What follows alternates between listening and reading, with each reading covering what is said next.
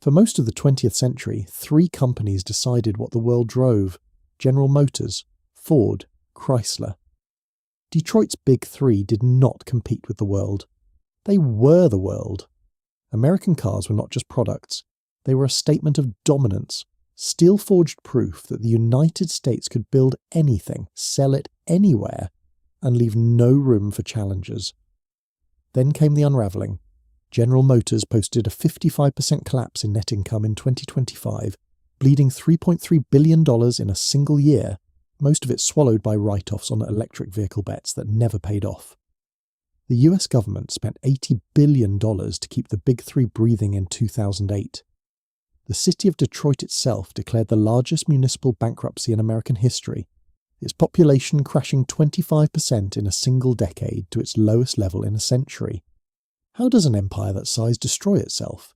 Here is the part that should make you angry. When the first Japanese cars arrived on American shores in the 1970s, the executives in those Detroit boardrooms laughed.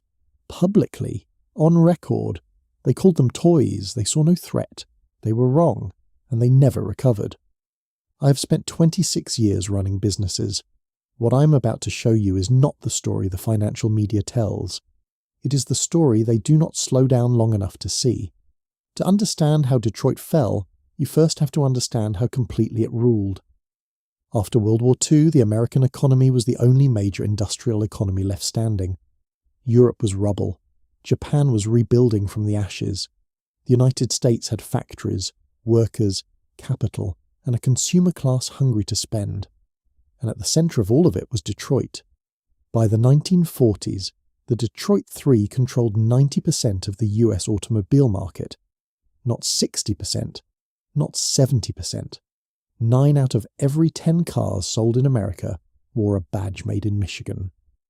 By the end of the 1950s, after smaller producers had collapsed or been absorbed, that grip had not loosened. General Motors alone was so large that its chairman famously told a US Senate committee that what was good for GM was good for America. He meant it. At its peak, GM employed over 600,000 people directly and kept entire supply chains, cities and tax bases alive. Detroit set the price of steel. Detroit set the pace of engineering. Detroit decided what families across 50 states drove to work, to church, and to the hospital. The world did not get a vote.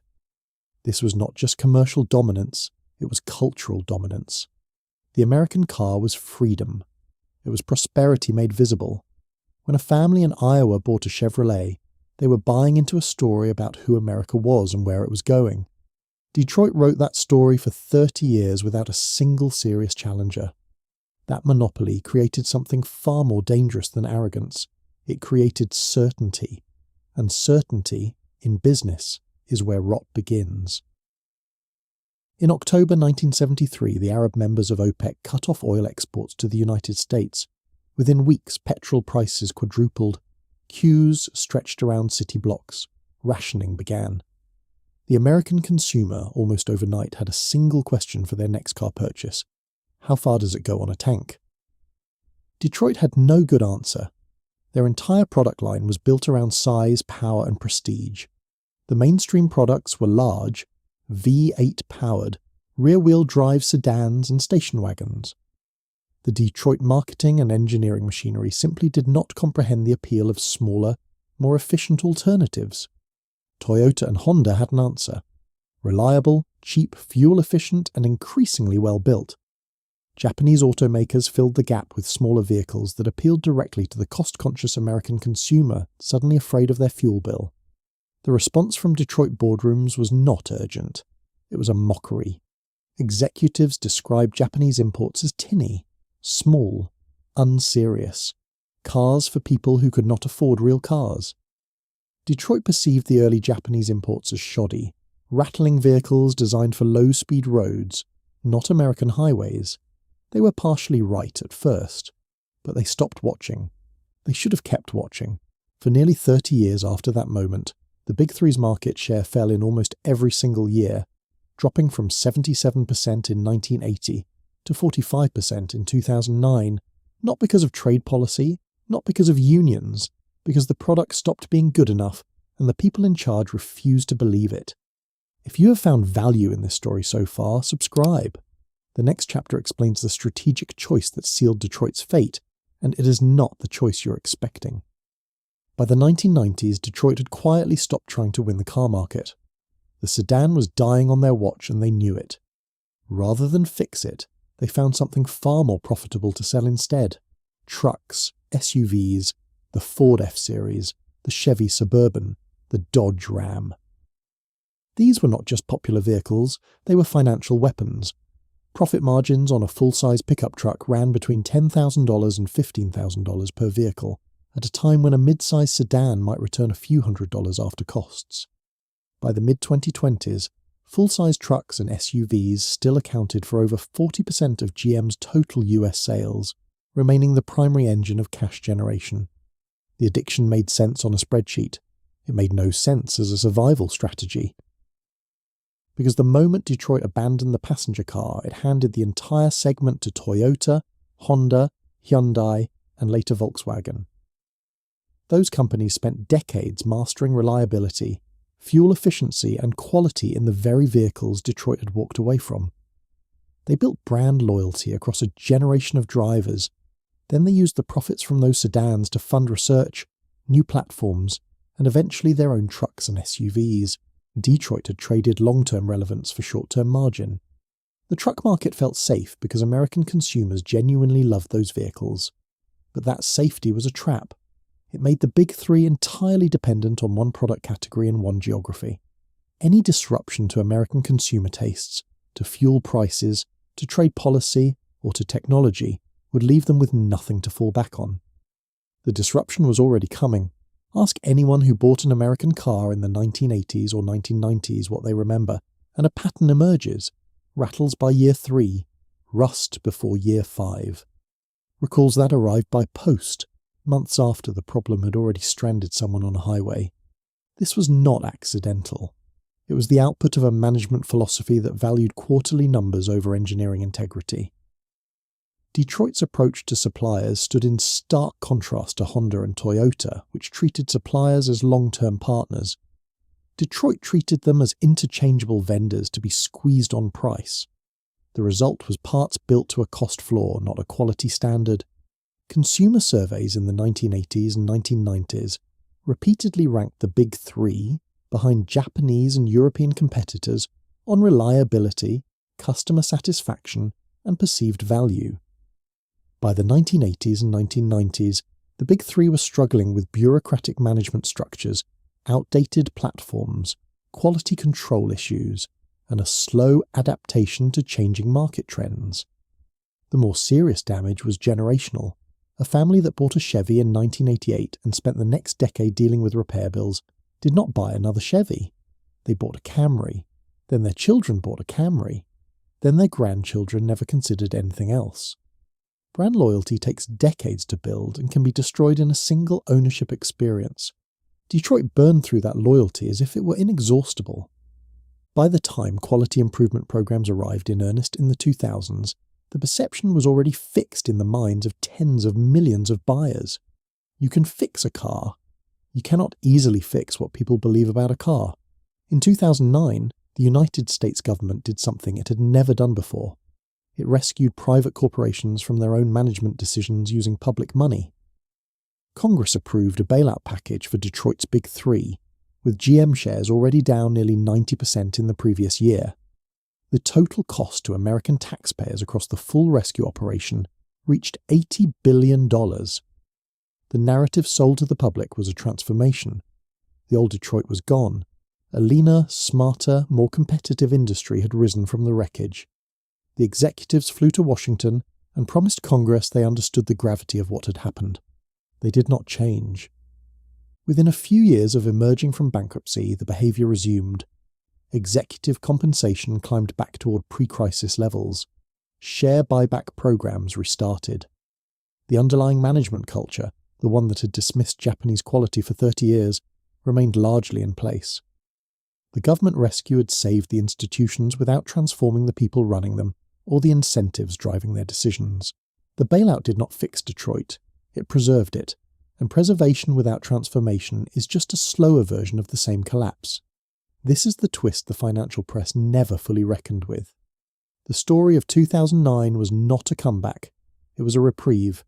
The same structural choices that had been destroying value for 3 decades were simply given more time to continue. If you're watching this and you run a business or work inside one, stay with me.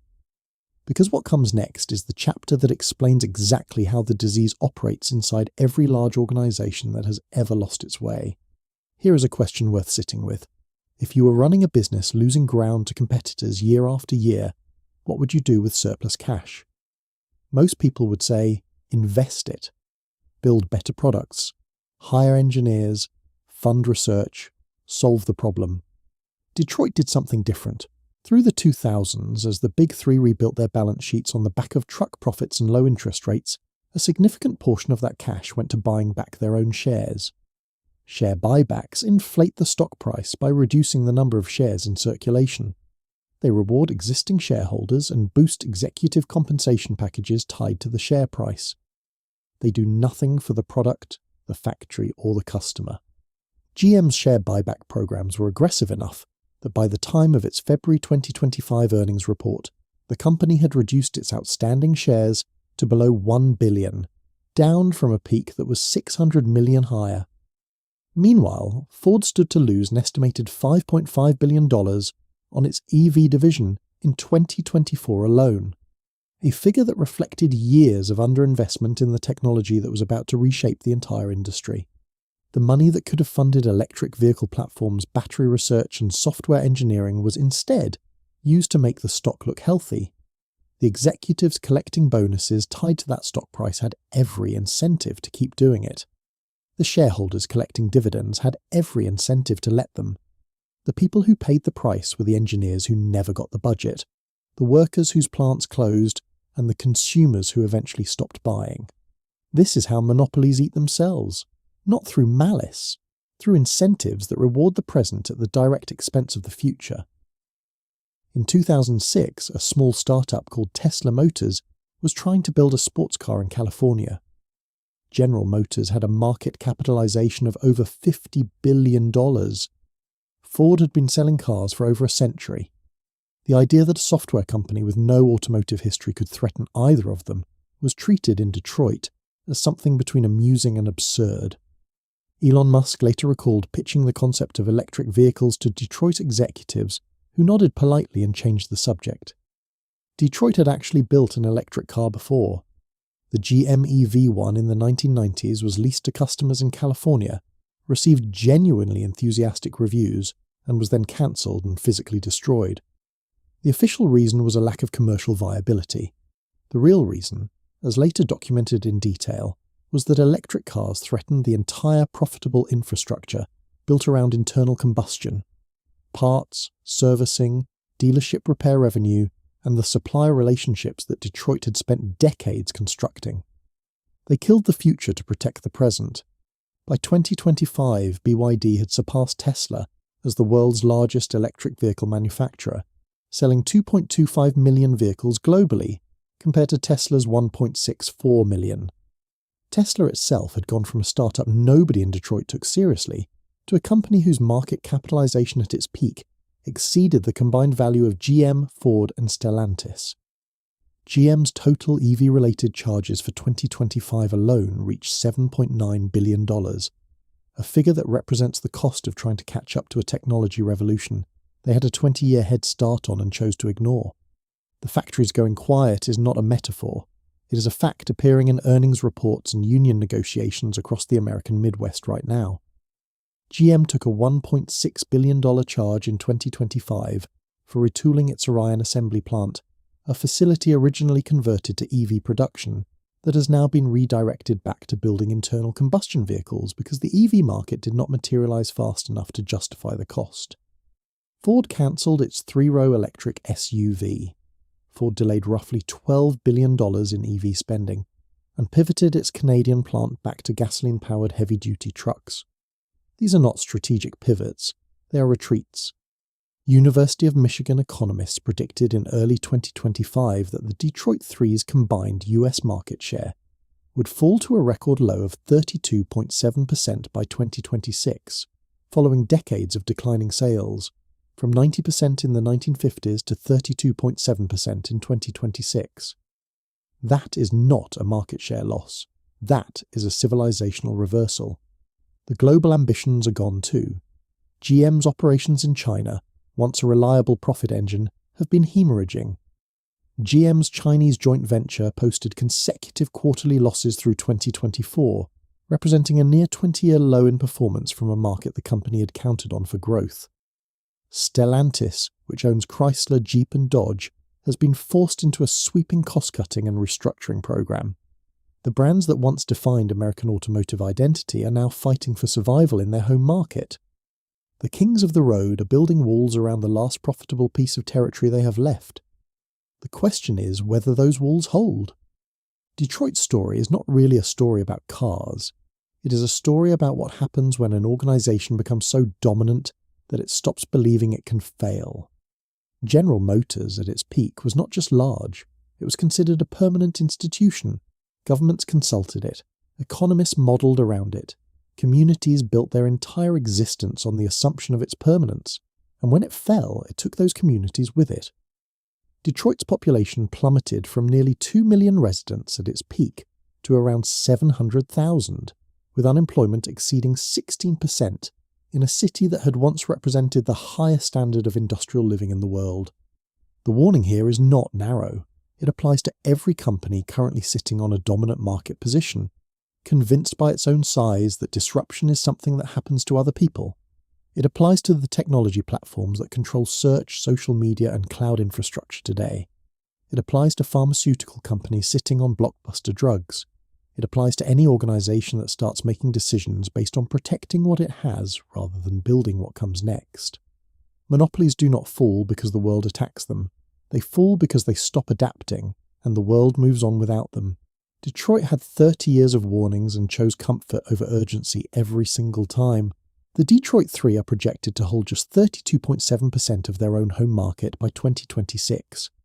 The Motor City once built half the vehicles on Earth.